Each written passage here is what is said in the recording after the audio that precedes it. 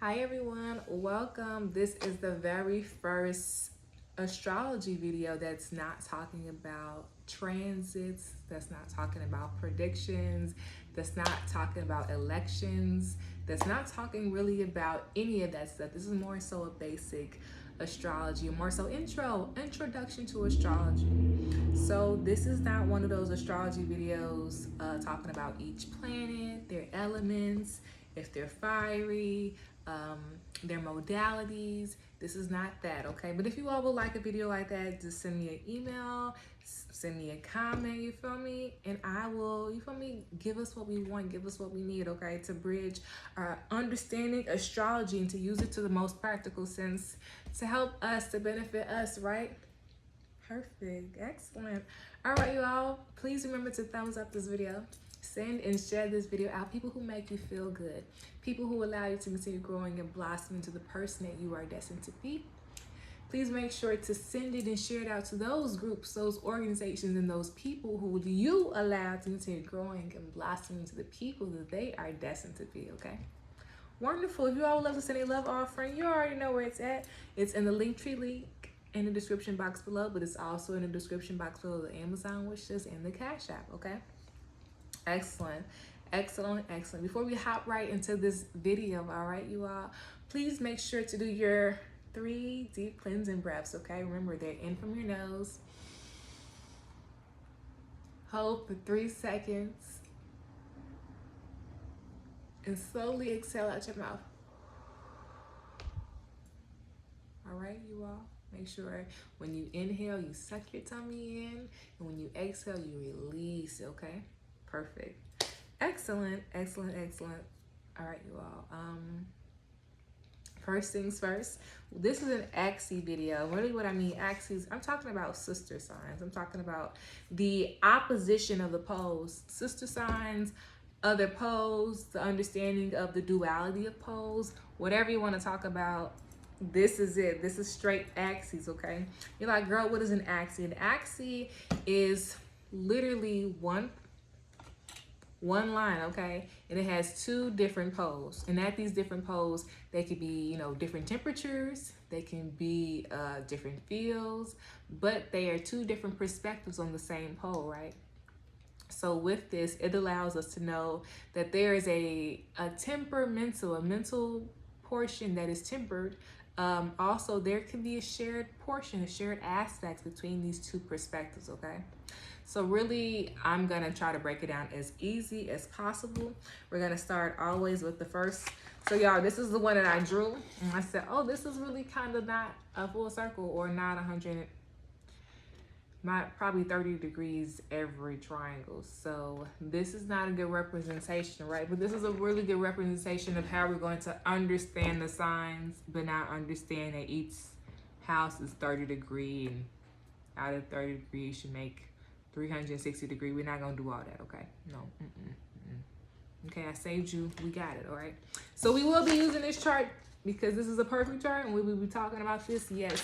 But we will first be understanding this. So I always make a lot of jokes and I say things like 1-7 or 5-11 or 2-8. So you feel me? All out them 8-2s, you feel me? When I'm talking about that, I'm talking strictly about axes.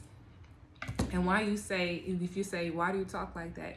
It's because there is a duality on the pole that we need to tap in. There's a frequency on the poles that we need to tap in. And on the poles, there are multiple frequencies. There could be a high pitch frequency, right? There could be a very low pitch, right? Something that we can't even hear, right? These are things that we probably can't hear, right? So from these instances, from these poles, we gauge understandings from 2 different perspectives. And these 2 different perspectives, we're going to call them the houses. All right, you all, this is how we're going to really understand the axes. So the very first axis, we're always going to start off with Aries because that is how the zodiac sign starts off, okay? So Aries. Aries is 1. So Aries is also I am. So if you wanted to learn about houses, this is the I am house. This is the initiatory facet of the house. But this is also your approach to life, okay? So the opposition of 1 would be 7. But since this is a bogus, not really mathematical calculated circle, we're going to use this one from now on. All right, you all. So we're looking at 1, which is 1 is right here. Make sure y'all can see. This is 1. The opposition of 1 will be 7, okay? That's 180 degrees opposition, okay?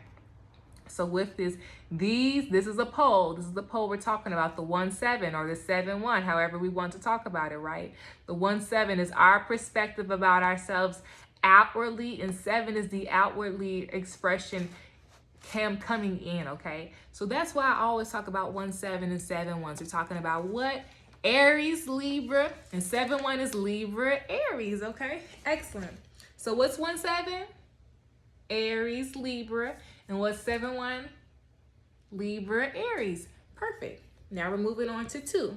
So the second house, or the second part of the pole, another pole that we're going to talk about. So this is about 6 poles in this, okay? 6 poles, but have all 2 different perspectives, okay? Wonderful. So the second area that we're going to be looking at is the second axis. The second axis is called 2-8. 2, the second house is Taurus. The 8th house is Scorpio, okay? So we're going to be looking at 2 right here. Remember, we moved from 1. Now we're on 2. 2 in the opposition of 2 is what? 8. Excellent. So 2 is Taurus and 8 is Scorpio. This is a very fixed sign, fixed area, which means this is our ability to understand ourselves, our ability to connect. This is also our personal values, our morals, okay? We didn't get this by ourselves. We got this from our parents. We got this from our lineage. We got this from our family history, right? We were taught this. Okay, cool. So this is our awareness of the things that we're taught, right? And I always like to say that the 8th house is our awareness outside of the world. So from the 7th, the awareness of the outside world, we're now taking all that information in and to take it in and to really gauge how we make our decisions is how we should view the 8th house. So 2-8, the 2-8 axis is who again? Taurus, which is I have. And the 8th axis is Scorpio, which says I circulate, okay? Excellent. So what's 2 again? Taurus. And what's 8 again? Scorpio. Excellent. We have gone through 2 pencils, okay? Excellent. Now we're on another pencil. This is now the pencil of the 3-9. Now y'all always hear me talk about some 9-3s, some 3-9s. Now we're going to listen up, okay? 3 is I think. 3 is Gemini. 3 is actually Gemini, okay? And the opposition of 3 would be what? 9. Excellent. So 3 9s and the opposition of 9 is 3. So we're looking at the perspective of ourselves, our own mental thoughts, our own short-term thoughts. This is like, oh wow, look at myself and my community, okay? This is the awareness of this. So this is all building off of 1, okay?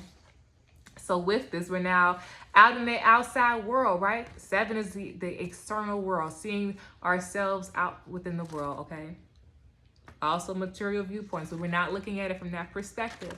So with this 3-9, we're looking at the 9. 9 is our viewpoints outside of the world. This is probably our viewpoints with us as a grown adult, our viewpoints outside of our community, okay?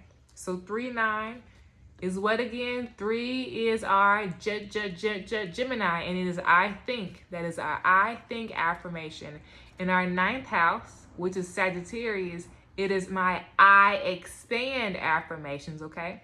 So our 3-9 axis is our Gemini Sagittarius, and our 9-3 axis is our Sagittarius Gemini. So this is a really good time for us to get acquainted with the sister signs of each other. So we went through 3 pencils already, all right? All right, we're on the 4th pencil. The 4th pencil is called our 4th house, 10th house axis, okay? 4th house is Cancer. Our 4th house is Cancer. Our opposition of Cancer would be Capricorn. This is the axis that we're on. This is our nurturing, how we nurture ourselves, how we're nurtured, our roots internally, and then how we step out into the world because of our perspectives, because of our foundations, okay? This is a trial and error. Every axis, every pencil is a trial and error, which means we're constantly learning, we're constantly erasing, we're constantly writing, okay? This is a constant moving facet of us. And that's why we need to be mindful about the axes, because there is constantly a dance going on. If we can understand where we are in the dance and the pencil, what pencil we're using, we can understand how to move correctly, right? Okay. So we're on the 4th pencil, which means the 4th house and the 10th house. 4th house is Cancer, 10th house is Capricorn, okay? 10th house is Capricorn, 4th house is Cancer. 4th house Cancer, the affirmations are I nurture. The 10th house Capricorn, the affirmations are I achieve, okay? Perfect. Now we're gonna put this pencil down. Wow, we looked through 4 pencils already, and we've already went through 8 signs, okay? Excellent. Here goes 5th pencil, okay? Our 5th pencil is looking at the what axes? Our Leo and Aquarius, right? Leo and Aquarius, stand up. This is another, what is this, fixed? Yes, this is another fixed aspect. If you all would like to know the modalities of the axes, this would be a really good time to understand first the axes, to then understand the modalities, so we can understand what energy we need to invest. What type of energy we need to invest? Do we need to do more emotional energy, more mental energy, more physical energy? You feel me? How deep of the energy do we need to use? Okay. But this is our 5th axis, our 5th pencil. So our 5th pencil is, the bottom is Leo, the top is Aquarius. So our 5th house is all about the awareness of the self, yes, but the building of the foundations continuously for the development of the self. So really our 5th axis needs the 11th axis, okay? 11th axis is our connections to our long-term goals, yes, but it's also talking about the continuous growth and development of ourselves, okay? Here, our 11th axis, excuse me, I need to be like this. Here, our 11th axis is our aspire, what we aspire to be. Our aspirations is also our long-term fulfillment. It can also be our karma, but we're not really going to get into that right now. And also could be family fulfillments that we need to be aware of, okay? Because I like it from that perspective. But the 5th house is our childhood. You feel me? It is our inner child. It is our children. It is our ability to experience pleasure. It is our ability to step into joy. It's actually our viewpoints about how we create and connect to our soul. Our soul's journey, the initiatory facet of our soul's journey. And that is deep for Leo, okay? So our 5th axis is a lot, right? So it moves with a lot. So to be mindful of this pencil, we need to be very mindful of the energy that we're investing. But we also need to be very mindful of 5-11. And 5 is Leo, which means I serve. And that is the personal service to oneself, okay? To one's higher self. Remember 4th house, okay? To one's mission, okay? Let's keep going. And 5th house is, 11th house is your aspiration. So they need to be hand in hand, because if not, we can be given to and devoted to some things that really not going to give us the long-term fulfillment we're looking for, right? Okay. So 11th is Aquarius is 11 and 5 is Leo. Aquarius is 11 and 5 is Leo. 5th pencil down. All right, you all. Let's talk about what is real and what is fake. Let's not get that pencil. I guess I do have to get the pencil, because we're not going to get a marker. But this is the pencil, what's real and what's fake. And this is the only pencil that has been sharpened and lead has, you know, it's been used. This pencil has been through the mud, okay? So here we are looking at the 6th house and the 12th house. If anyone can guess what the 6th house is, stand up. It's Virgo. If you all guessed it right, high five, good job. So yes, it is the 6th house is Virgo. 12th house is Pisces. So this is our sense of reality. Whose reality is it? What reality are we seeing situations in? Also, what are the systems that need to be developed to understand groundedness, to be able to be in the present moment, okay? So there is a whole lot of need for imagination, need for groundedness, need for feeling useful. And that is once again a continuous facet, a continuous motive that we're understanding about ourselves, the many parts of ourselves. So these Six Pentacles are really allowing ourselves to really start writing, initiating, creating, curating the stories so we can be more in flow. This is actually giving us the tools and the resources so we can prep. So the next thing we know, we need to be able to sharpen these resources. So that's mean to experience them, right? To get it through the mud, right? But to now to take them and to use them and to understand them, okay? Okay. So we're going to go through these situations. We're going to understand that we're going to use them to our benefit. So whole time you can use these axes for anything. Anything. Anything. You said anything. I say anything. If you all can guess what movie that's from, it's 15% off, okay? 15% off any reading, any astrology reading, any constellation, 15% off. If y'all can guess where that is from. And it's, I give y'all one more hint, okay? It's a kids movie. All right, you all. All right, you all. All right, you all. I just feel like let's get an overall gist of this axes. Axes. Why are axes really that important? So we can pay attention to them. Why are they important? This is something that we need to know, yes. But now I want us to understand that it's across every facet. Like astrology is useful for astrology and understanding the transits, but they're also useful for teaching us how to be in flow with the cosmic laws, the universal laws, the celestial laws, with really like all the movements of the planets. And this allows us to know that there's a domino effect constantly going on. And to be more aware really means to be mindful of how we step and how we move and how we react and how much energy we're investing, right? What we're investing it in. How we're using our body. This allows us to really be able to keep our own like resources within our own environment and to use them more wisely. You feel me? Sometimes we just need a little reminder. Sometimes we just need a little reminder. Power 8, 7. Choose wisely. I love this because it teaches us to be back in flow. It allows us to receive the information outwardly to then decide, decode how we want to take it in to use it to our benefit. I like this. Well, know why I really like this? Because the animalistic values that everyone talks about is astrology. Back of the deck, memories of love. That's a 6. And 1, prosperity begins. I love you all.